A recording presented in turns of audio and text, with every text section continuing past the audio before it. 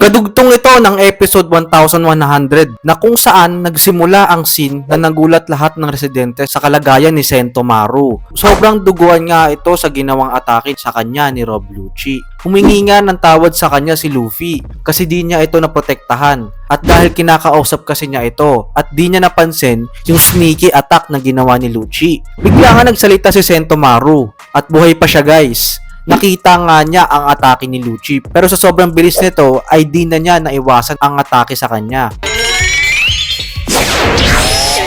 Masyado nga daw mapilit si Sentomaru. Ba't di ka na lang mamatay, sabi ni Lucci. Pinipilit ni Sentomaru na tumayo pero napunta sa scene na nagbabadya na si Luffy sa isang atake.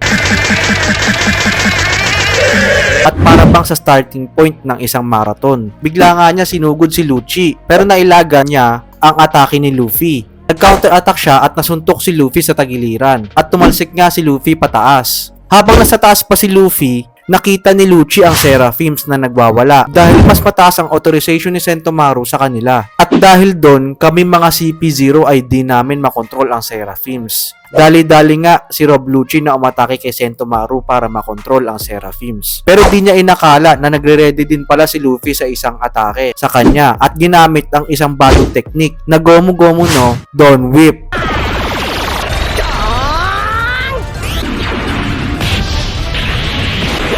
At as usual, tumalsik na naman si Lucci na tila ba walang kadala-dala at di pa din tanggap na malayo na ang agwat ng lakas ni Luffy sa kanya. Nagmamadali pa din sila Chopper at Jinbei na ihatid si Atlas kay Franky or Dr. Vegapunk para mai-repair ito. Narinig nga ni Luffy yung sinabi ni Jinbei. Pero patuloy pa din siya nagpapatawa sa laban niya kay Lucci at di niya mapigilan ang sarili niya sa nangyayari sa kanya, sa form niya. Reply nga ni Chopper na wag kang mang-trip at pumunta na tayo doon. Naglaki nga bigla ang mata ni Chopper at sinabi na saan ka na naman pupunta, Luffy?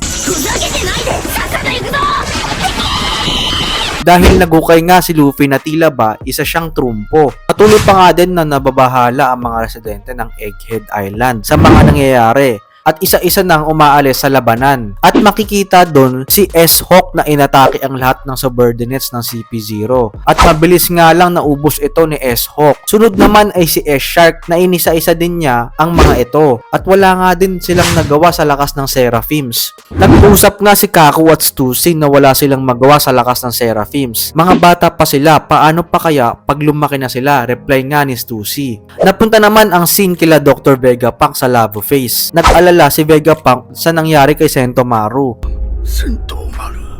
Nakita nga ni Franky na lumalangoy si Seraphim Jinbei sa lupa at may naalala siya. Tinanong niya si Vegapunk na yung nakikita ko ngayon ay yung Swim Sim Fruit, di ba? At ayun ang ginamit ng kanyang matalik na kaibigan sa Don Quixote family na si Senyor Pink at hindi pwede magkaroon ng dalawang magkaparehas na power sa mundo. Ibig sabihin ba na matay si Senyor Pink? Umiyak nga si Franky at tinawag niya itong kapatid. Reply ni Vegapunk na napansin mo yon? Ngayon ay nakakulong siya sa Impel Down. Nagtaka nga si Franky at sinabi na ibig sabihin buhay pa siya? Diyos ko, wag mo akong pakabahin. Ha?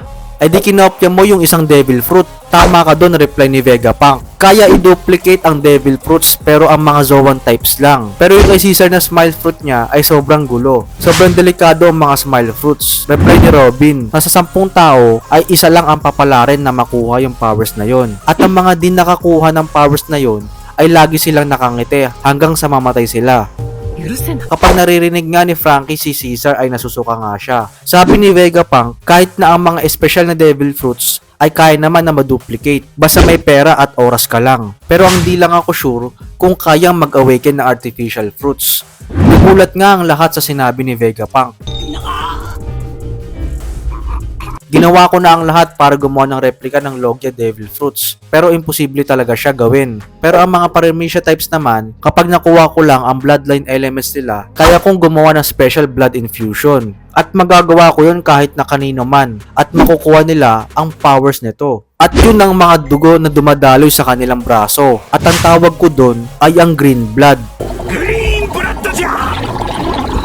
Tinanong naman ni Franky, gumagawa ka din ng dugo? Nag-smirk nga si Vegapunk at pinakita yung mga powers nila Boa Hancock, Uma na kayang gayahin ang mga Seraphims.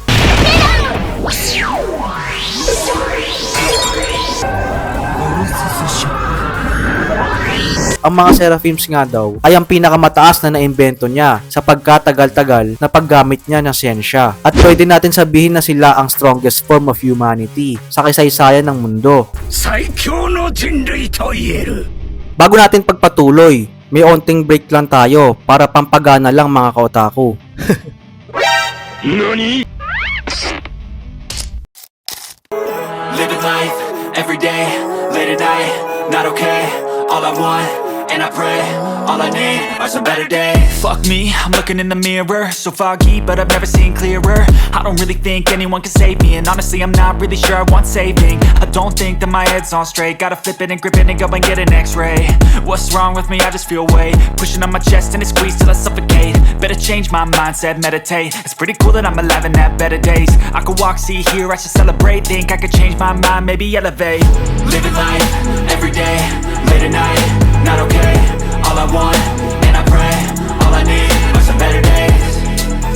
Yeah, all I need are some better days. Cause all I want, and I pray, I believe in the better days. Nagulat nga si Nami sa sinabi ni Vegapunk, strongest form of humanity? Kaya ba inalis na ang 7 Warlords? Bakit naman kayo gumawa ng mas malakas pa sa 7 Warlords, sabi ni Usopp. So ibig sabihin lang sila ang bagong secret weapon ng Navy. Mabalik na nga tayo kila Luffy at Lucci. Nakatayo nga si Sentomaru kahit sugatan siya. Pero sa sobrang lalim ng sugat niya, natumba pa din siya. May gusto nga tumulong sa kanya pero pinigilan niya ito lumapit. Sa sobrang mapilit nga ni Lucci ay nakatayo pa din to. Tinanong ni Lucci si Sentomaru kung nasaan na yung baliw mo na kaibigan. Reply ni Sentomaru na di ko alam at di ko din siya kaibigan. Manahimik ka, traidor, sabi naman ni Lucci. Pagkasabi niya yon ay dali-dali niyang inatake si Sentomaru. At gusto na nga niya patayin ito para makontrol na nila ang Seraphims. Pero di niya inaasahan na lumabas si Luffy na mula sa lupa at makikita na pinalaki niya ang ulo niya. Para nga siyang isang whale kung titignan kasi gusto niyang kainin ng buo itong si Lucci. Pero nailagan ito ni Lucci. Kumain si Luffy ng mga bato o yung mga nasira sa laban. At tinira niya ito kay Lucci na parang silencer. Naiilagan ni Lucci ang atake ni Luffy pero nahihirapan pa din siya. Bigla nga may naiisip na naman si Luffy na gawin na kalokohan. Kumapit siya sa isang bakal at pinabend niya ito. Nagsuot si Luffy ng isang shades. At inatake niya si Lucci at isa na namang bagong atake at ito ay ang Gomu Gomu no Don Rocket.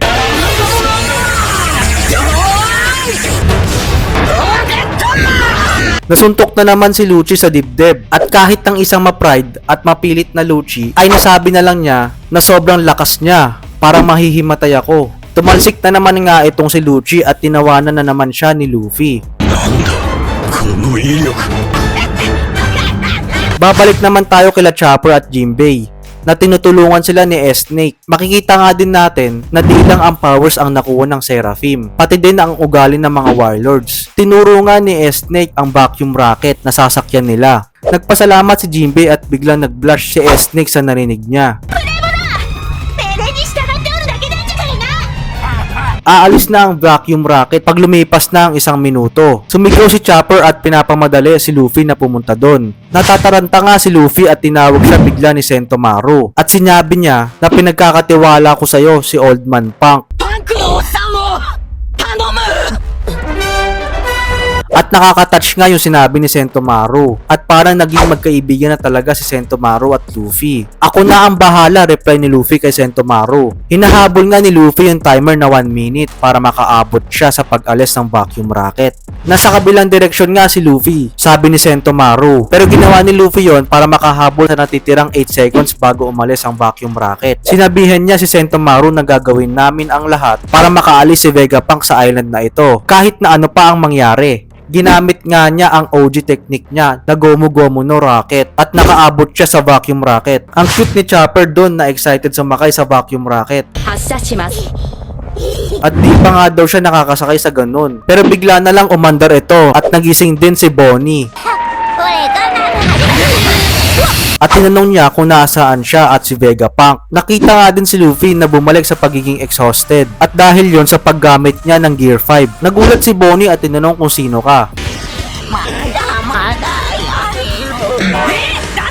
Sinabihan siya ni Jinbei na si Luffy yan. Maraming nangyari. Sabihin ko na lang sa'yo mamaya. Ha?